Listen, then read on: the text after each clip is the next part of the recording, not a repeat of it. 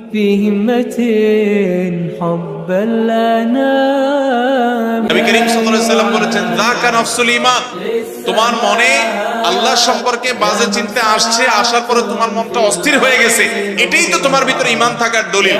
কারণ খালি ঘরে চোর আসে না, যেই ঘরে টাকা পয়সা জিনিসপত্র থাকে ওখানে চোর যায়। তোমার মনের ভিতরে শয়তান এসে তোমার ভিতরে যেহেতু ঈমান আছে এই জন্য বাজে চিন্তা ঢুকাচ্ছে, তোমার ঈমান নষ্ট করার চেষ্টা করছে। তুমি সেটা টের পেয়ে গেছো, অস্থির হচ্ছ, পেরেশান হচ্ছ, এর মানে হলো তোমার ভিতরে ঈমান আছে। এটা ঈমান থাকার প্রমাণ। তোমার টেনশনের কারণ নাই, বরং আল্লাহ শুকর আদায় করবা। আর এটাকে একেবারেই আমলে নিবা না। এরকম ইচ্ছার বাইরে মনে বাজে চিন্তা শয়তান ঢুকিয়ে দিচ্ছে, এর কারণে আপনার ঈমানের ক্ষতি হবে না, এর কারণে আপনি বেঈমান হবেন না, বরং এরকম পরিস্থিতি আসলে কয়েকটা কাজ করবেন। নাম্বার 1, এটাকে একদম আমলে নিবেন না। নাম্বার 2, খুশি হবেন যে আমার ভিতরে ঈমান আছে, এজন্য শয়তান আমাকে খোঁচাচ্ছে।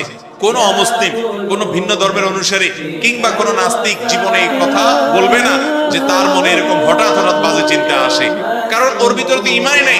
শয়তান তার কাছ থেকে ঈমান ছিনিয়ে নেওয়ার চেষ্টাই করবে না।